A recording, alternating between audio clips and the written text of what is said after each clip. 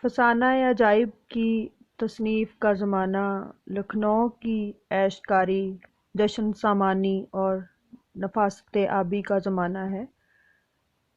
اس میں وہ تمام باتیں ملتی ہیں جو ایسے زمانے میں عام ہوتی ہیں۔ اس کے مصنف رجب علی بیگ سرور غازی الدین حیدر کے زمانے میں پیدا ہوئے اور غالب کے ایک سال پہلے یا ان کی وفات کا جو سال ہے اسی سال میں انہوں نے وفات پائی۔ رجب علی بیگ سرور 1787 میں لکھنؤ میں پیدا ہوئے۔ ان کے والد کا نام اصغر علی بیگ تھا۔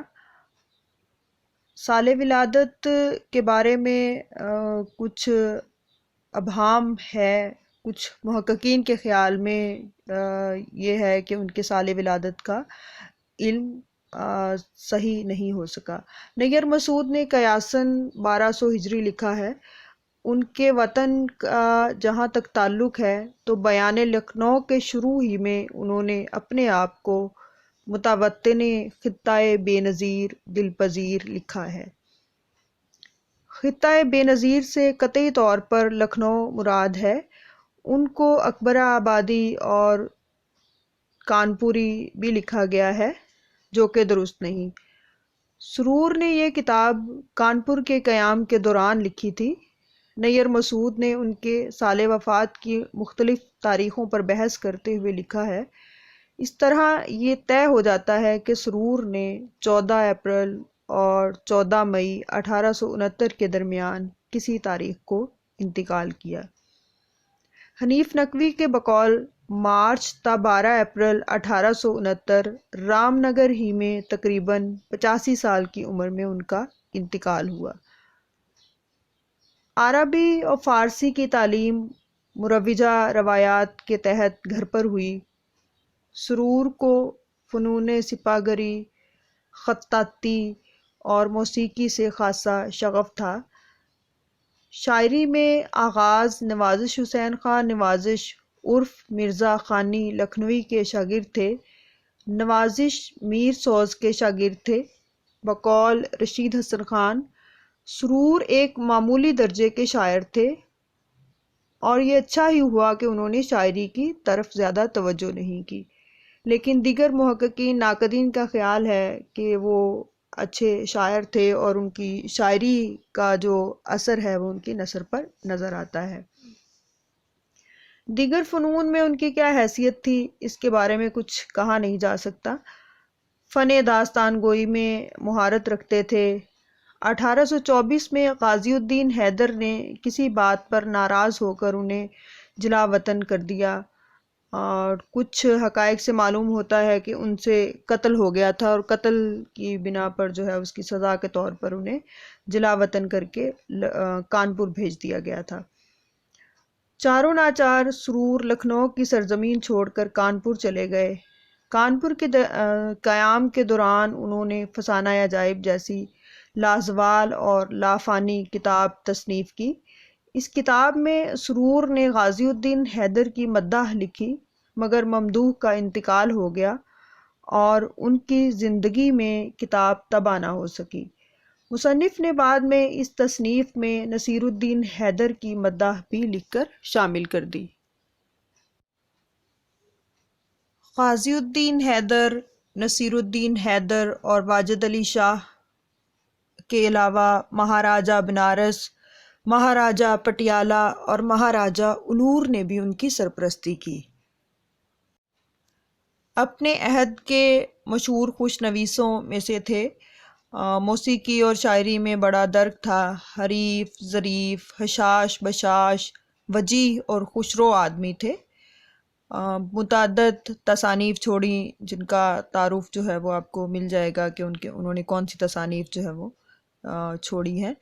غالب نے اس پر تنقید بھی لکھی۔ اس حوالے سے ایک واقعہ ملتا ہے، مولانا غوث علی شاہ صاحب نے تذکرہ غوثیہ میں یہ واقعہ قلم بند کیا ہے کہ پہلے پہل جب سرور غالب سے ملنے دلی گئے تو کسی کے ہمراہ گئے، مگر ان کے رہنما نے بغیر تعارف کرائے غالب کی رائے فسانہ عجائب کے متعلق دریافت کی۔ غالب نے فرمایا اجی لا حول ولا قوہ، اس میں لطف بیان کہاں، ایک تک بندی اور بٹیار خانہ ہے۔ جب سرور کے جانے کے بعد غالب کو یہ علم ہوا کہ سرور یہی ہیں تو انہیں بڑی ندامت ہوئی، اور صبح سرور کے پاس جا کر معذرت کی اور کہا کہ میں نے گہرا مطالعہ نہیں کیا تھا، رات جو پڑھا تو لطف آ گیا، زبان و بیان کا کیا انداز ہے، سبحان اللہ۔ سرور کی شادی کانپور میں کسی خوشحال خاتون سے ہوئی تھی، جس سے ان کی زندگی بہت دنوں تک عیش و عشرت اور خوشحالی میں بسر ہوئی۔ فسانہ عجائب کے دیباچے سے معلوم ہوتا ہے کہ وہ تماش بین اور زندہ دل شخص تھے، اور اپنے زمانے کے لکھنؤ کی بھری پوری زندگی میں خوب داد عیش دیتے رہتے تھے۔ خطوط سے معلوم ہوتا ہے کہ انہیں کسی قتل کے مقدمے میں بھی ملوث کیا گیا تھا۔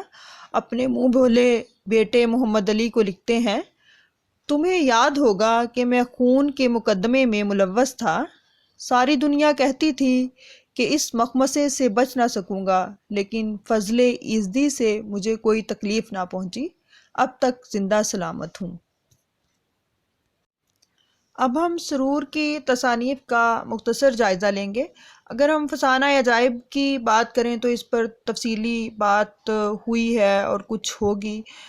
اس کے علاوہ دوسرے نمبر پر ان کی کتاب ہے سرور سلطانی، یہ شمشیر خانی کا ترجمہ ہے جو واجد علی شاہ کی فرمائش پر کیا گیا۔ نمبر 3 شرار عشق، یہ سارس کی محبت کا تمثیلی افسانہ ہے جو سکندر بیگم والیہ بھوپال کی فرمائش پر لکھا گیا۔ نمبر 4 شگوفہ محبت، یہ فسانہ عجائب کا دوسرا حصہ ہے جو امجد علی خان صاحب ملی آبادی کی فرمائش پر لکھا گیا۔ نمبر 5 گلزار سرور، ملا رضی کی حدائق العشاق کا ترجمہ ہے۔ اس کتاب پر غالب نے سرور کی فرمائش پر تقریض لکھی تھی اور اسے عبارت کے لحاظ سے فسانہ عجائب سے زیادہ پروکار اور بہتر تصنیف قرار دیا گیا۔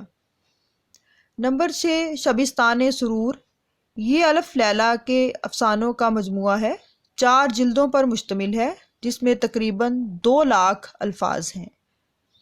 نمبر 7 انشاء سرور، یہ سرور کے خطوط و عرائض کا مجموعہ ہے جس میں اردو اور فارسی دونوں زبانوں کے مکتوبات پائے جاتے ہیں۔ نمبر 8 فسانہ عبرت، اس میں لکھنؤ کے آخری نوابوں کی تاریخ قلم بند کی گئی ہے۔ سرور کی آمدنی کا کوئی مستقل ذریعہ نہیں تھا، انہوں نے خوشحالی بھی دیکھی اور تنگ دستی میں بھی وقت گزارا، اودھ کے بادشاہوں سے قربت بھی رہی اور ناراضی بھی۔ سرور نے اپنی طویل عمر میں لکھنؤ کے نوابوں کا عروج و زوال اپنی آنکھوں سے دیکھا۔ اب ہم بات کریں گے کتاب کے نام پر، تو مصنف نے دیباچے کے آخر میں لکھا ہے، دوست کی خوشی سے کام رکھا، فسانہ عجائب اس کا نام رکھا۔ اس کتاب کا مطبوعہ نسخہ جو مطبع حیدری لکھنؤ میں چھپا تھا، اس نسخے میں منقولہ بالا جملہ اس طرح ہے، دوست کی خوشی سے کام رکھا، فسانہ عجیب اس کا نام رکھا۔ مگر اس نسخے کے سر ورق پر اس کو فسانہ عجائب لکھا گیا ہے۔ کتاب کے اختتام پر تمام شد کتاب فسانہ عجیب ملتا ہے۔ یہ امر بعید از قیاس نہیں کہ مصنف نے پہلے کتاب کا نام فسانہ عجیب رکھا ہو اور اصلاح کے بعد فسانہ عجائب کر دیا ہو۔ ایک اور خطی نسخہ ڈاکٹر نور الحسن ہاشمی کے پاس تھا، اس میں قصے کا نام قصہ انجمن آرا دیا ہے۔ اس طرح 3 نام ہوئے، فسانہ عجائب، فسانہ عجیب اور قصہ انجمن آرا۔ مطبع مصطفائی سے اس کتاب کا جو ایڈیشن شائع ہوا تھا، اس کے آخر میں کئی قطعات تاریخ طبع شامل ہیں۔ ایک قطعے کا پہلا مصرع یہ ہے: چھپی پھر جان عالم لکھنؤ میں۔ اس مصرعے کو نقل کر کے انہوں نے لکھا ہے: فسانہ عجائب کے کئی پرانے قطعات تاریخ سے معلوم ہوتا ہے کہ یہ کتاب جان عالم یا قصہ جان عالم کے نام سے بھی مشہور تھی۔ ایسے متعدد نام سامنے آتے ہیں، مثلا این کتاب جان عالم چوں حسن فرمود طبع، یا یہ فقرہ: داستان سرور افزا ہے، جان عالم انجمن آرا ہے۔ سرور جان عالم انجمن آرا یہ قصہ ہے، جان عالم کا یہ قصہ خوش بیاں۔ غرض یہ اس کتاب کا نام فسانہ عجائب ہے۔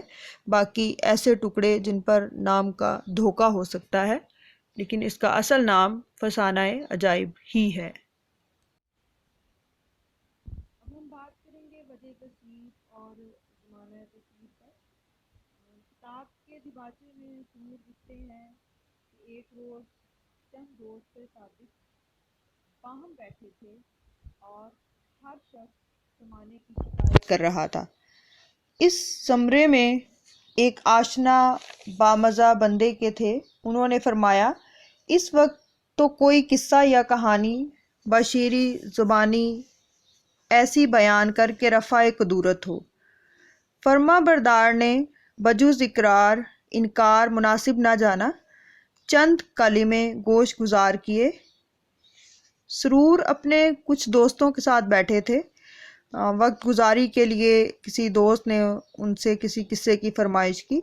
سرور نے ایک قصہ بیان کیا۔ کچھ عرصہ بعد انہیں ایک قتل کے الزام میں جلا وطن کر دیا گیا۔ سرور کو لکھنؤ چھوڑ کر کانپور جانا پڑا۔